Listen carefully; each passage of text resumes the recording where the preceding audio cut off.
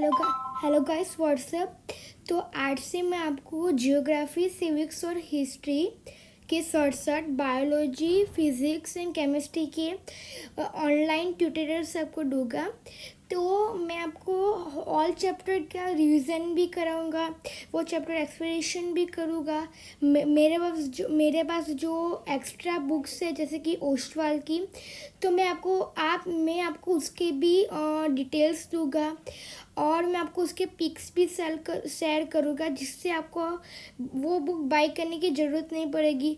Plus मैं आपको इसकी एक्सरसाइज भी कराऊँगा और रिवीजन में वो जो ओस्वाल की जो एक्सरसाइजेस है वो भी मैं आपको कराऊँगा।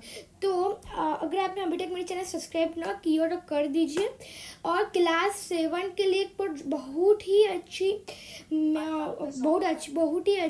मैं वीडियो अपलोड करूँगा, तो प्लीज़ आप ये वीडियो फुल देखना। तो लेट्स स्टार्ट इट। तो हमारा जियोग्राफी का जो फर्स्ट चैप्टर है वो चैप्टर है ऑन एनवायरनमेंट। नाउ एनवायरनमेंट क्या है कि जो भी चीज़ हमारे आसपास हो उसको हम एनवायरनमेंट बोलते हैं।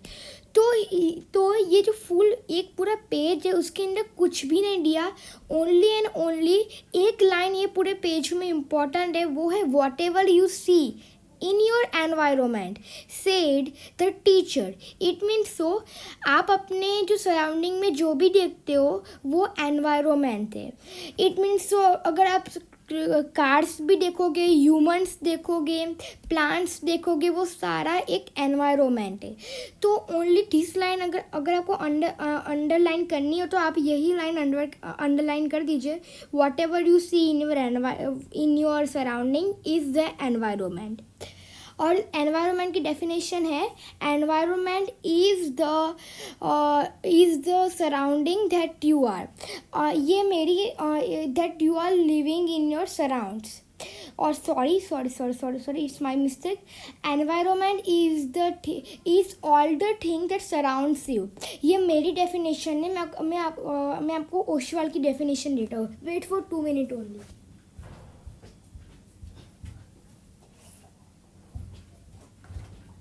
तो हेलो गाइस, सॉरी फ्रेंड्स, मैं ओशवाल की बुक लेने गया था। So in the Oswal's book, they have written that environment can be broadly environment, place, people, thing and nature that surrounds any living organism is known as environment। ये environment की definition दी है ओशवाल के अंदर।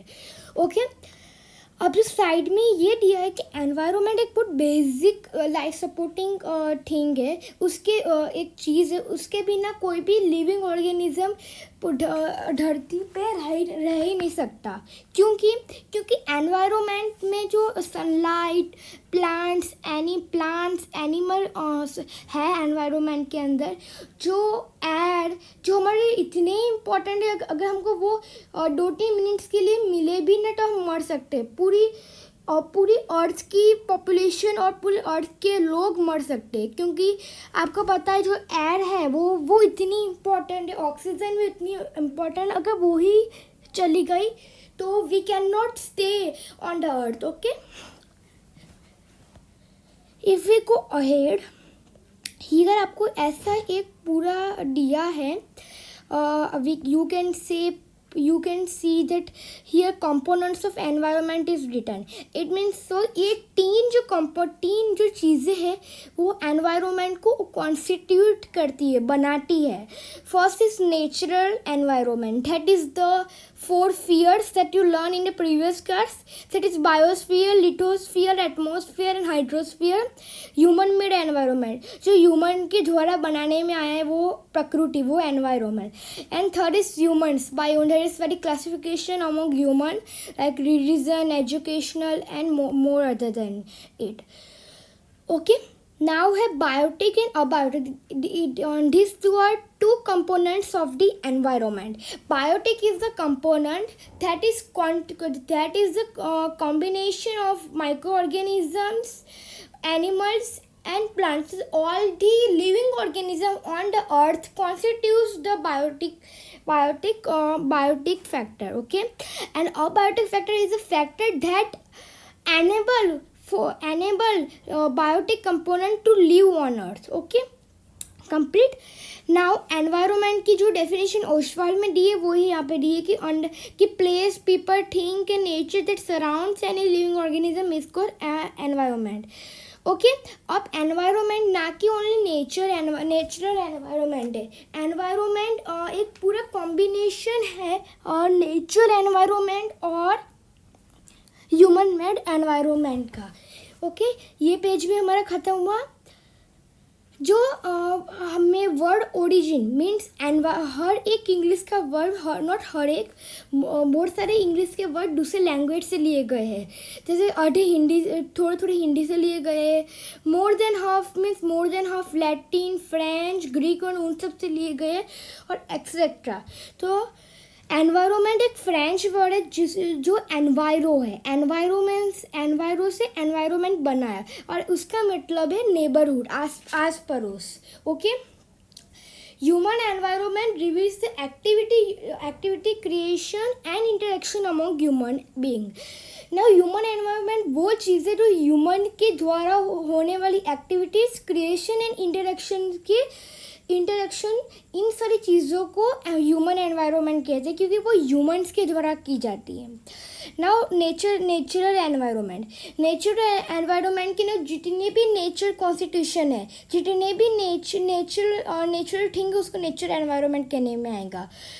Here water, land, water, air, plants, animal, microorganisms and soil, all are natural environment, all are nature. Okay, now there are 4 spheres as you know: land, water, air and the constitution of these 3. इन सारे के name है, that is lithosphere for land, hydrosphere for water, atmosphere for air, and the constitution of these 3 spheres is known as biospheres. Okay, so first we are going to learn lithosphere. Lithosphere की definition as per as me is that lithosphere is the portion or all the land portion where the human beings are living and the portion under the sea or the oceanic basins. As per as Ostwald, lithosphere, the solid crust or the hard top layer of the earth. Okay, lithosphere rocks और minerals के द्वारा बना हुआ है. जो आप जब later on chapter में पढ़ोगे, सेकेंड चैप्टर के अंदर पूरी डिटेल है और रॉक्स के अंदर, sedimentary rock, Ignis rock and many more. तो वो जो चीज़ है वो इससे रिलेट करती है. So all the chapter are relating to each other, so you must have to learn all the chapter very nicely. So अगर हम स्टार्ट करें तो ये जो लिथोस्फीयर है वो इनरेगुलर शेप में है. वो ऐसा नहीं कि पूरी जगह एकदम प्लेन है, बीच में माउंटेन्स भी है, डिप्स भी है, वैलीज भी है एंड मैनी मोर थिंग्स है. जो लिथोस्फीयर को ना कि एक रेगुलर शेप बना रही है, वो इनरेगुलर शेप में कन्वर्ट हो रहा है. ओके, नाउ लिथोस्फीयर एक डोमेन है जो हमको लैंड और रहने के लिए प्रोवाइड करता है, फॉरेस्ट प्रोवाइड करता है, एग्रीकल्चर लैंड प्रोवाइड करता है, मैनी अदर थिंग वो प्रोवाइड करता है. उसके साथ साथ मिनरल्स वो ज़रा बहुत ही ज़्यादा आई कैन से ना ऐसी चीज़ें जो बहुत इम्पोर्टेंट है तो वो भी वो प्रोवाइड करता है. Let's do it in routine, कुछ काम के नहीं. हाइड्रोस्फीयर एक डोमेन है वाटर का. और the sea, ocean, pond and all the river, lake, ocean are to be segregated into hydrosphere. Means वो सारे एक हाइड्रोस्फीयर के अंदर आते हैं, not segregated, they are comes under hydrosphere. Now it is very essential for the living organism. Now what is atmosphere? Atmosphere is very thin layer of air. वो जो thin layer है एयर की, जो surrounds करती है अर्थ को, और वो अर्थ की ग्रेविटेशन फोर्स के द्वारा वो एक जगह पे है. अगर अर्थ की ग्रेविटेशन फोर्स चली जाए तो वो बिखर जाएगी, वो नहीं रहेगी. वो हमको प्रोटेक्ट करती है सन की हार्श रेज के द्वारा, उसकी यूवी रेज के द्वारा. वो gases, dust particle, water vapour, ये सारे का कंसिस्ट कॉन्स्टिट्यूशन है वो इस सारे का, और वो प्रोड्यूस करती है changes in weather and climate, जितने भी वेदर है वो एटमॉस्फेयर के द्वारा है, ठीक है। नाउ बायोस्फीयर आया। बायोस्फीयर की definition as per as me is that कि biosphere is a constitution of hydrosphere, lithosphere and the hydrosphere, lithosphere and atmosphere, sorry, and it is a very life supporting thing. ये अगर आपने class 6 का याद होगा तो class 6 में यही डेफिनेशन थी बायोस्फीयर की। यहाँ पे ये डेफिनेशन की जो प्लांट और एनिमल किंगडम एक साथ बायोस्फीयर को बनाते हैं, लिविंग वर्ल्ड के लिए बहुत ज़्यादा इम्पॉर्टेंट है। ये इतनी बहुत ज़्यादा नैरो जोन है जहाँ पे land, water and air interact करते एक दूसरे के साथ लाइफ का सपोर्ट करते हैं, ठीक है। नाउ इकोसिस्टम पे जाने के पहले मैं आपकी सेकंड साइड की डेफिनेशन पढ़िए कि इकोसिस्टम ये एक ऐसी चीज़ है जो एक जगह, एक स्पेसिफिक जगह की, हर एक जगह के जो एनिमल्स, प्लांट्स और उन लिविंग ऑर्गेनिज्म का इंटरेक्शन है। बट सारे ऑर्गेनिज्म एक दूसरे के साथ इंटरेक्ट करते हैं फिजिकली प्लस केमिकली। अगर आपको एक एग्जांपल दूँ कि आपने साइंस में पढ़ा होगा, जो मैं आपको आगे पढ़ाने वाला हूँ, कि जो एक सिम्बायोसिस रिलेशन है। अभी इतना जाने कि सिम्बायोसिस रिलेशन एक ऐसा रिलेशन होता है जो बायोलॉजिकली फूड और उन सब पे डिपेंड होते हैं एक दूसरे पे। आप इतना अभी समझिए। तो जो एल्गी होती है, एल्गी जिसको हम काई कहते हैं, एल्गी और फंगस का फंगस एक दूसरे पे डिपेंड होते हैं, इंटरेक्ट करते हैं। फंगस एल्गी को फूड, वाटर देता है और शेल्टर देता है। एल्गी उसको फोटोसिंथेसिस करके उसको फूड देती है। ये क्या फिजिकल और केमिकल फैक्टर एक दूसरे पे इंटरेक्ट करते हैं, ओके। इकोसिस्टम ये है।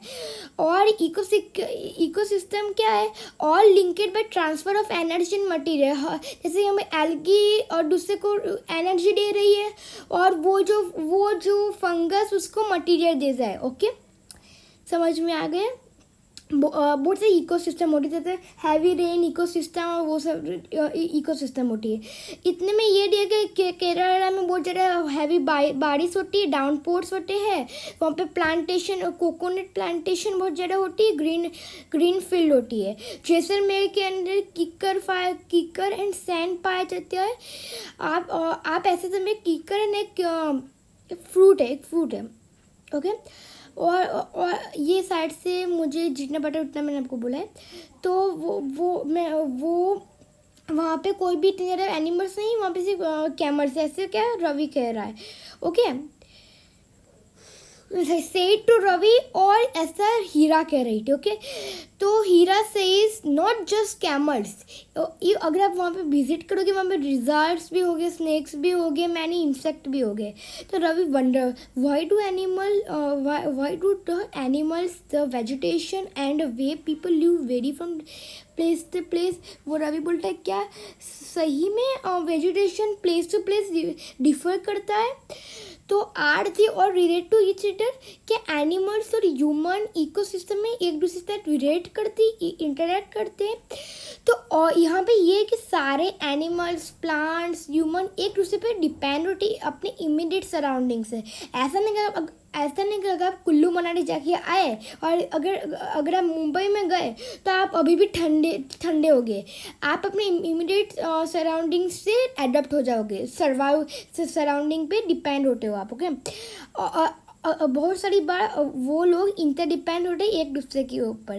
तो रिलेशन होती है एक दूसरे पे लिविंग ऑर्गेनिज्म का, as well as relation between the organism and its surrounding form an ecosystem. वो एक इकोसिस्टम फॉर्म करता है।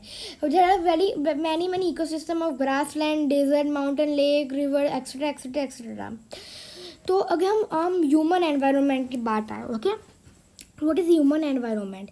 तो before starting the human environment आप ये देखिए व्हाट इज़ बार्टर सिस्टम। और देखिए मैं आपको एक एग्जांपल देता हूँ। मुझे मेरे पास एक सोशल स्टडीज़ की बुक है, ऐसे मेरे पास 2 बुक्स है। ओके, मेरे पास मुझे पेंसिल चाहिए, वो उसमें वो फिलिंग द ब्लैंक फिल करने के लिए। किसी और के पास 2 पेंसिल है पर उसके पास बुक नहीं है, तो मैं क्या कहूँगा, ये बुक तू रख और मुझे वो पेंसिल दे। तो इसमें ऐसा नहीं होता कि वो बुक 300 की हो, पेंसिल 5 की हो, तो मैं उसको ऐसा नहीं बोलूँगा मुझे दूसरे के 295 रुपीज़ दे। ऐसा नहीं, उसको जो ज़रूरत थी उसने वो ले लिया, मुझे जो ज़रूरत थी मैंने वो ले लिया। इसको कहते हैं barter system. The trade that is not undergoes rupees system, it undergoes the exchange of the goods. इतना आप समझिए। ओशवाल के साइड से इसका दिया है, लेट मी चेक। नहीं, इसका नहीं दिया, सॉरी। तो इकोसिस्टम का दिया है, a system formed by interaction of all living organism with each other. Okay, अब ह्यूमन एनवायरनमेंट की बात की। Human environment is the environment that is made by humans. वो नेचुरली था ही नहीं कभी एग्जिस्ट, वो ह्यूमन्स के द्वारा बनाया गया है। और अब यहाँ पे बहुत अच्छी लाइन है कि पहले की ह्यूमन नेचर मिलता था उसके हिसाब से और वो सेट होते थे, और आजकल के ह्यूमन्स तो वो नेचर को अपनी तरह से चेंज कर रहे हैं। इट मीन्स वो क्या बोलना चाहते हैं कि पहले के ह्यूमन जैसे कि नेचर ने उनको पैर दिए थे, तो वो एक से दूसरी जगह पे पैर पे जाते थे, बट धीरे धीरे ह्यूमन में जैसे बुद्धि में आई कैन से ना नॉलेज आने लगी, वो घोड़े पे जाते थे, उसके बाद धीरे धीरे कार्स इन्वेंशन हुआ, ऐसा वो लोग ऐसा बोलना चाहते हैं। ठीक है, और ये नीचे ना सारे चेंजेस जैसे कि wheel was invented, surplus food was produced. It means तो surplus food was produced, it means more than enough food was produced. Then barter system emerged, trade started and commercial development. ये सारे trade start हुए थे, commercial development आया। Industrial revolution enable large scale production, इससे वो large scale production होने लगा industrial development की वजह से। Transportation become easier speedier across the world. और ये जो है ना वो समझने की बात नहीं है, मैं तो आप सिर्फ रीड करना, इसमें से एक ही क्वेश्चन आ पाएगा और बहुत सिंपल ही है। Have you ever thought why you love eating A juicy watermelon in summer and hot roasted peanuts in peanuts in winter? A perfect balance is necessary between natural and human environment. तो it means तो जो perfect balance अभी नहीं रहा है, पहले एक perfect balance था। परफेक्ट बैलेंस का मतलब ऐसा है कि इफ नेचर ह्यूमंस को कुछ दे रहा है तो जो नेचर मांग रहा है वो ह्यूमंस को देना चाहिए। अभी आजकल के कि ह्यूमंस बहुत ज़्यादा दे रहे हैं या फिर बिल्कुल नहीं दे रहे। फॉर एन एग्जाम्पल बोलो, CO2 कार्बन डाइऑक्साइड ह्यूमंस को रेस्पिरेटरी प्रोसेस के द्वारा प्लांट्स को देना है, और प्लांट्स अपने रेस्पिरेटरी प्रोसेस के द्वारा ऑक्सीजन को देना है। ऐसा नेचर का नेचर का ऐसा मानना था पहले, इसलिए वो प्लांट्स और ह्यूमंस को ह्यूमन की रेस्पिरेटरी प्रोसेस को बनाया। बट आजकल क्या हो रहा है कि आजकल कार्स भी CO2 रिलीज करने लगे, जिससे CO2 का बैलेंस इम्बैलेंस हो गया है। इसको बोलते हैं नेचर का बैलेंस टूट गया। Okay, Humans must learn to live and use the environment in harmonious way. Means human ने अब स्टार्ट कर दिया अपने नेचर को जीना हारमोनियस, मीन्स बहुत ज़्यादा ख़राब तरीके से हार्म करने वाले तरीके से। जैसे कि न्यूरे a girl from Mizoram from Ravi's class often talks about the lush green surrounding of her place, saying Ravi upset and at having lost his playground. Nure invited him to visit her homestead during the coming vacation. Ravi's teacher asked the student to draw the landscape, houses and activities of the people and place they visit during the holidays. ये कुछ नहीं, आप पढ़ना चाहो तो पढ़ सकते हो. इसके अंदर सिर्फ एक ही पॉइंट आएगा कि मिजोरम में बहुत लस ग्रीनरी है. Okay, thank you. If you like my video, like and subscribe my channel. Okay, bye.